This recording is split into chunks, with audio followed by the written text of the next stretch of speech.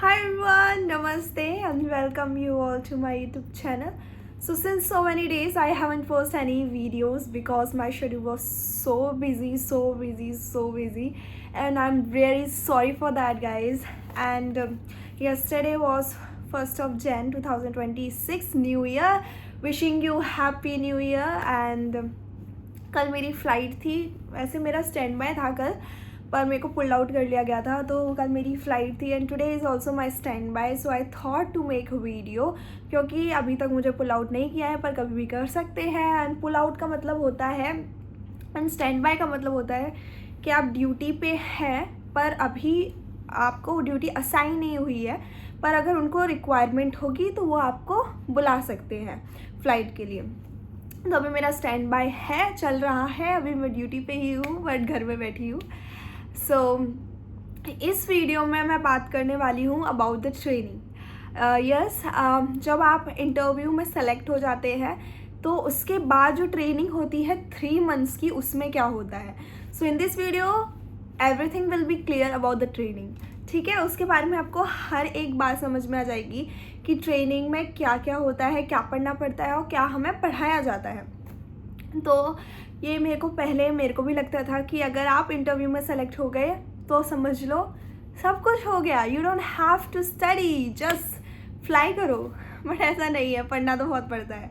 ठीक है, अगर आप लोग ने सोचा है कि आपको पढ़ाई नहीं करनी है तो ये गलत है। आपको पढ़ाई तो करनी पड़ेगी और पढ़ाई बहुत करनी पड़ेगी, क्योंकि ट्रेनिंग इजी नहीं है। जी हाँ, आपको रोज़ पढ़ना पड़ेगा और ऐसा भी नहीं है कि बहुत ज़्यादा हार्ड है। क्लास में अच्छे से पढ़ाई करो, जो समझ नहीं आ रहा है क्लास में इंस्ट्रक्टर से तभी के तभी डाउट पूछो। कुछ भी डाउट है तो आपको बहुत ईजी होगा, घर पे जाके बस रिवाइज़ करना होगा। ठीक है, तो इस वीडियो में मैं आपको पूरा बताने वाली हूँ ट्रेनिंग के बारे में, ट्रेनिंग कैसे होती है, कैसे एग्ज़ाम्स होते हैं, रेलीगेशंस एंड ऑल। रेलीगेशंस का तो आपको पता नहीं होगा, तो मैं बताने वाली हूँ कि पढ़ाई कर लेना अच्छे से, वरना इसमें रेलीगेशंस भी होते हैं। ठीक है, रेलीगेशन का मतलब होता है अगर आप एग्ज़ाम में फ़ेल होते हैं तो आपको एक रीटेस्ट दिया जाता है। अब रीटेस्ट में भी अगर फेल हो गए तो आपको रेलीगेट कर देते हैं, मतलब आपको ट्रेनिंग से निकाल देते हैं। फिर न्यू बैच आता है, उसमें आपको वापस से आना पड़ता है, ज्वाइनिंग करनी पड़ती है। ठीक है, तो कौन चाहता है कि वापस से वही सब पढ़ना पड़े एंड वापस से आपके फ्रेंड्स ग्रेजुएट हो जाए और आप वेट करते रहे, है ना। तो अच्छे से पढ़ लेना। तो हमारे जो ट्रेनिंग होते हैं वो 3 मंथ्स की होती है टोटल।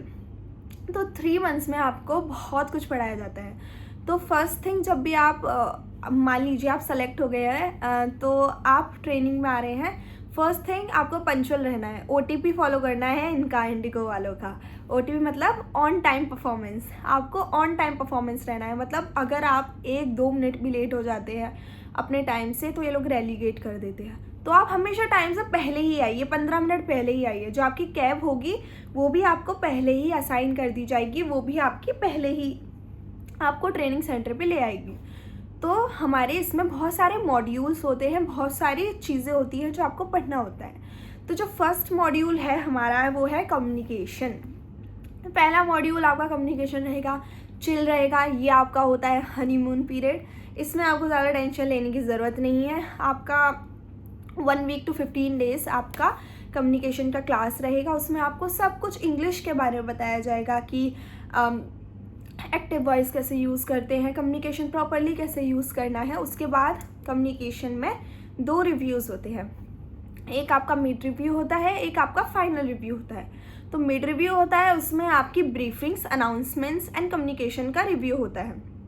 आपको इसमें ब्रीफिंग्स भी पढ़ाई जाती है। जो लोग PhD से होंगे उन लोग को बहुत अच्छे से पता होगा व्हाट आर ब्रीफिंग्स, अनाउंसमेंट्स और कम्युनिकेशन में हमें पढ़ाते क्या है, तो उनके लिए बहुत ज़्यादा इजी होगा। उनको ऐसा ही लगेगा कि आपका एक PhD का सेशन चल रहा है ना, प्री हायरिंग ट्रेनिंग का सेशन चल रहा है। बट जो लोग न्यू हैं, जो लोग डायरेक्ट सेलेक्ट हुए हैं, उनको मैं बता दूँ बहुत ईजी है। जैसे आपने इंटरव्यू दिया था वैसे ही होगा। तो 15 डेज़ का होगा। और इसमें कम्युनिकेशन एक ऐसा मॉड्यूल है जिसमें कोई रेलीगेशन नहीं है। अगर आपका इसमें पास भी नहीं होते तो आपका लास्ट में वापस जो आपका ग्रेजुएशन डे होगा उस दिन आपका वापस से रिव्यू होगा, तब आपको वो पास कर देते हैं। और इतना हार्ड नहीं है वो, तो पास हो ही जाते हैं उसमें। ठीक है, तो ये आपका पहला मॉड्यूल हुआ कम्युनिकेशन। सेकेंड मॉड्यूल है आपका बेसिक इन डॉग। जी, बेसिक इन डॉग का मतलब क्या है? बेसिक इन डॉग में आपको पूरा एयरक्राफ्ट के बारे में बताते हैं कि एयरक्राफ्ट में कौन से एग्जिट होते हैं, कौन से इक्विपमेंट्स होते हैं। इक्विपमेंट्स की आपको सारी जगह याद करनी पड़ती है कि ये इक्विपमेंट यहाँ रखा होता है, ये इक्विपमेंट यहाँ रखा होता है। हर इक्विपमेंट का काम देखना होता है कि इसका काम क्या होता है, इसका ऑपरेशन क्या होता है, प्री फ्लाइट चेक, ठीक है। सब कुछ आपको पढ़ना पड़ता है एयरक्राफ्ट के बारे में, उसके इक्विपमेंट्स के बारे में, सब कुछ इसमें आपको एयरक्राफ्ट के बारे में बताते हैं कि एयरक्राफ्ट के जो पार्ट्स होते हैं उनको क्या बोलते हैं, उनका वर्क क्या होता है, वो वर्क कैसे करते हैं, ठीक है। एवरीथिंग आपको बेसिक इन डॉग में पढ़ना पड़ता है। फिर बेसिक इन डॉग का जैसे ही आपका एक 1 वीक का सेशन हो जाता है, उसके बाद आपका एग्ज़ाम होता है। जो एग्ज़ाम होते हैं इसमें वो होते हैं 100 मार्क्स के। तो 100 मार्क्स में से पासिंग क्राइटेरिया है वो है 90। आपको 90 लाना ही है। अगर आपके 90 नहीं आए हैं दैट मीन्स रीटेस्ट, और रीटेस्ट में भी नहीं आए तो दैट मीन्स रेलीगेशन, ठीक है। बट रेलीगेशन नहीं होगा आप लोग का, क्योंकि आप लोग पढ़ने वाले हो, ठीक है। तो डरने की कोई ज़रूरत नहीं है, सब कुछ हो जाता है, बस पढ़ाई करनी है अच्छे से। ओके, तो 90 से ज़्यादा ही ले आओगे, मेरे को पता है। तो 90 से अच्छा लाना, ठीक है, पढ़ाई करना अच्छे से। देन उसके बाद आता है हमारा थर्ड मॉड्यूल जो है फर्स्ट एड। फर्स्ट एड में क्या पढ़ाते हैं? आपको डॉक्टर बनाएंगे ये लोग ठीक है। उसमें क्या पढ़ाते हैं आप लोग को? पूरा फर्स्ट एड के बारे में पढ़ाते हैं कि अगर किसी को ये बीमारी हो गई देनी है, उसको क्या देना है, ठीक है, वो बताएंगे। अगर हार्ट अटैक हो गया तो उसके सिम्टम्स क्या हैं, उसको कौन सी मेडिसिन्स देनी है, क्या करना है, सब कुछ आपको मेडिकल के जो जो रिक्वायरमेंट है, जो जो ऑन बोर्ड हो सकता है, वो सारी चीज़ें इसमें पढ़ाएंगे, ठीक है। ये बहुत इंपॉर्टेंट मॉड्यूल है, तो उसको अच्छे से पढ़ना, ठीक है। आपके वैसे अगर आप कैबिन क्रू भी मान लो, आपने फ्यूचर में कभी सोचा कि मेरे को नहीं करना कैबिन क्रू, तो भी आपको ये मॉड्यूल बहुत काम आएगा, क्योंकि एक बेसिक नॉलेज दे देता है आपको चीज़ों की, कि बहुत इजी हो जाता है आपके लिए, ठीक है। आपकी लाइफ के लिए भी बहुत इजी हो जाता है कि आप कभी भी कुछ भी कर सकते हो।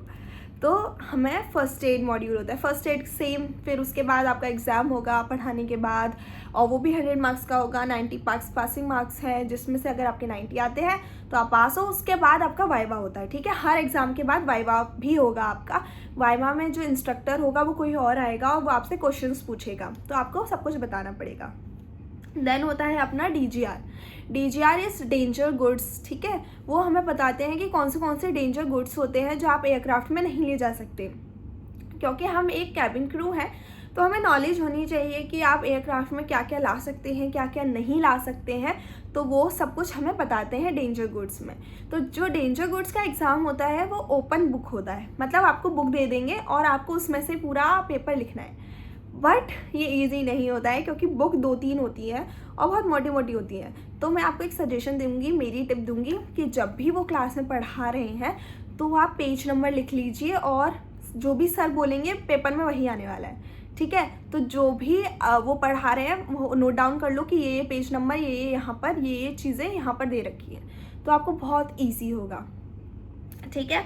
उसके बाद होता है अपना एफसेक। जो एफसेक होता है वो बोलते हैं लोग थोड़ा हार्ड होता है, बट सबसे ज़्यादा इंटरेस्टिंग यही मेरे को लगता है, क्योंकि इसमें आपको सब कुछ बताते हैं हाईजैक के बारे में, पूरे पास्ट इंसिडेंट्स बताते हैं कि हमारे एविएशन में क्या क्या चीज़ें हुई हैं, क्या क्या प्रिकॉशंस हमने लिए उसके बाद। तो इसके बारे में आपको सब पढ़ना होता है। ये भी 100 मार्क्स का एग्ज़ाम होता है, but this is the only one exam जिसमें पासिंग मार्क्स जो है वो 80 है, ठीक है। आप 80 लाएंगे तो आप पास हैं, सिर्फ एफसेक में, बाकी सब में 90 है, ठीक है। उसके बाद आता है हमारा एयरबस एंड ATR, ठीक है। इसमें आपको पूरा एयरक्राफ्ट के बारे में ही बताते हैं कि सबका वर्क लोकेशन क्या होता है, सबको काम क्या करना है कैबिन क्रू को अपने वर्क एरिया में, ठीक है। वो सब हमें बताते हैं इस वाले में। तो ये भी बहुत इजी है, 2 दिन की क्लास होती है बस, इसकी ज़्यादा नहीं होती है। देन उसके बाद आता है हमारा इमरजेंसी। ये सबसे ज़्यादा इम्पॉर्टेंट मॉड्यूल है, क्योंकि इमरजेंसी में आपको पूरा बताते हैं कि इमरजेंसी सिचुएशन आ जाएगी तो आपको क्या करना है, ठीक है। और आप एयरक्राफ्ट में होते हो, इतने सारे लोगों की लाइफ सेव करने के लिए। तो अगर आपको ये प्रोसीजर नहीं पता होगा तो आप कैसे सेव करोगे। तो इस मॉड्यूल में बहुत मज़ा तो आता है एंड आपको चिल्लाना भी पड़ता है क्योंकि इमरजेंसी सिचुएशन है। तो आप प्यार से तो बोल नहीं सकते कि गो आउट मूव आउट, ठीक है। तो आपको बोलना पड़ता है, तेज तेज बोलना पड़ता है, बहुत मज़ा आता है। बट इसमें अच्छे से पढ़ लेना, बहुत काम आएगा ये मॉड्यूल, ठीक है। उसके बाद दोबारा से आपका इमरजेंसी के बाद एग्ज़ाम होता है, देन वाइवा होता है, देन उसके बाद आता है आपका मेन एग्ज़ाम, सबका एग्ज़ाम, ठीक है। उसके बाद आता है आपका इंडिगो एग्ज़ाम, ठीक है। इंडिगो एग्ज़ाम क्या होता है, जितने सारे मॉड्यूल आपने पढ़े हैं वो सब इसमें आएंगे, ठीक है। पर इंडिगो में जो फर्स्ट एक होता है उसका सिर्फ वाइवा होगा, वो एग्ज़ाम में नहीं आएगा। एग्ज़ाम में क्या क्या आएगा, एग्ज़ाम में आएगा आपका इमरजेंसी, बेसिक इंडॉक एंड ये एयरबस एंड एटीआर, ये सब आपका आएगा। जिसका एयरबस है उसका एयरबस आएगा, जिसका एटीआर है उसका एटीआर आएगा। एटीआर और Airbus is a type of aircraft, ठीक है। ये हो गया अपना। देन उसके बाद हमारा आता है DGCA, ठीक है, director general of civil aviation. इसका एग्ज़ाम होता है हमारा, फिर उसमें भी सेम सिलेबस होता है। एग्ज़ाम होगा, एग्ज़ाम के बाद वाइवा होगा। इसमें 3 लोग वाइवा लेते हैं, 3 या 5 लोग ले सकते हैं वाइवा, वो डिपेंड करता है, ठीक है। तो वाइवा होगा आपका, एग्ज़ाम होगा आपका। देन अगर आप क्लियर करते हैं देन उसके बाद आप अगले मॉड्यूल से पहन सकते हैं आपकी यूनिफॉर्म। जी हाँ, जब आपका DGCA एग्ज़ाम क्लियर होता है उसके बाद ही ये लोग आपको यूनिफॉर्म पहनने देते हैं। तब तक आपको अपने फॉर्मल्स ही पहनने पड़ते हैं, ठीक है। तो आपको बहुत प्राउड फील होता है जब आप यूनिफॉर्म में जाते हैं, तो आपको बहुत ज़्यादा अच्छा लगेगा कि फाइनली आपकी जो मेहनत है वो काम आई। तो ये फिर आपका लास्ट मॉड्यूल होता है कस्टमर सर्विस। कस्टमर सर्विस में आपको बताते हैं कि कैसे हमें कस्टमर्स को हेल्प करना है, असिस्ट करना है, बोर्ड पर हमें वर्क कैसे करना है, सब कुछ हमें इसमें बताते हैं, ठीक है। तो ये भी बहुत इंटरेस्टिंग है, बहुत मज़ा आता है ना। तो इसमें हम लोग यूनिफॉर्म में जाते हैं तो बहुत अच्छा लगता है। देन उसके बाद आपका कस्टमर सर्विस के बाद आपका इसका वाइवा होगा, ठीक है, इसका एग्ज़ाम होंगे एंड इसके 2 एग्ज़ाम होते हैं। एक मिड होता है फर्स्ट डे ही, जब आपका कस्टमर सर्विस की क्लास होगी उस दिन आपका फर्स्ट एग्ज़ाम हो जाएगा, ठीक है। वो 25 क्वेश्चंस होंगे, 50 मार्क्स का वो होगा, पेपर होगा। एंड सेकेंड जो होगा वो लास्ट डे होगा। देन उसके बाद वाइवा होगा आपका एंड केटरिंग शीट हैंडओवर, वो सब आपको पढ़ाएंगे तो आपको समझ में आएगा। देन उसका वाइवा होता है।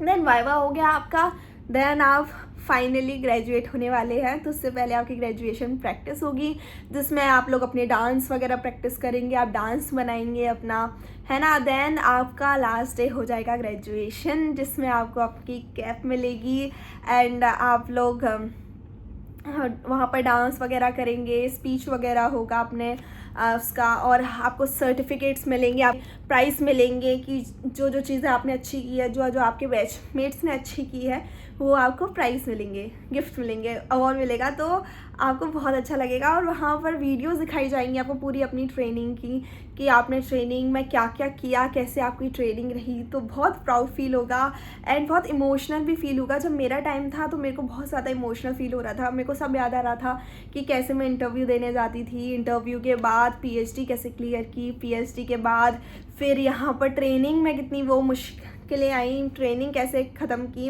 एवरीथिंग। तो बहुत ही ज़्यादा इमोशनली फील हो जाता है। एंड उसके बाद आपका ग्रेजुएशन हो गया, देन आपका एक दिन का छुट्टी होता है, देन आप लोग घर जाते हैं। घर जाने के बाद आपका दोबारा रिलोकेशन होता है अपने बेस की तरफ। तो ये आपकी है ट्रेनिंग। ये पूरा 3 मंथ्स का आपका ट्रेनिंग रहता है, जिसमें आप अपने दोस्त बनाएंगे, बहुत मज़े भी करेंगे। कुछ ऐसे डाउन मोमेंट भी आएंगे जब आपको लगेगा कि नहीं होगा आप, बट तभी आपको सबसे ज़्यादा स्ट्रॉन्ग रहना है, क्योंकि आप लोग कर सकते हैं, ठीक है। मेरी तरफ से सबको ऑल द बेस्ट। क्योंकि अभी जहाँ मैं हूँ, पहले मैं भी आपकी उधर ही थी, मैं भी इंटरव्यू देने जाती थी, मैंने भी बहुत स्ट्रगल किया है। मैं सुबह 3 बजे जाती थी इंटरव्यू देने, वेन्यू पर जाती थी, रिजेक्ट होके वापस आ जाती थी शाम को घर पर। तो होप कभी भी खोनी नहीं है, हमेशा आपको डटे रहना है और आप लोग कर सकते हो, ठीक है। और मेरे को कमेंट्स में बताना कि नेक्स्ट वीडियो मैं किस टॉपिक पे बनाऊँ, किस चीज़ पर बनाऊँ, क्योंकि मेरे को अभी आइडिया नहीं आ रहा है, अभी मेरी फ़्लाइट्स वगैरह चल रही है तो मैं बहुत कंफ्यूज हूँ, मेरे को पता नहीं चल रहा है किस पे मैं बनाऊँ वीडियो। तो please let me know in the comment box कि आपको कौन सी वीडियो चाहिए, किस टॉपिक पे वीडियो चाहिए, and I will make videos for sure. ठीक है, तब तक के लिए सी यू ऑल, और अच्छे से प्रैक्टिस करो इंटरव्यू की, एंड ऑल द बेस्ट। आप लोग का भी जल्दी हो जाएगा, जल्दी मिलते हैं ऑन बोर्ड। ठीक है, सी यू।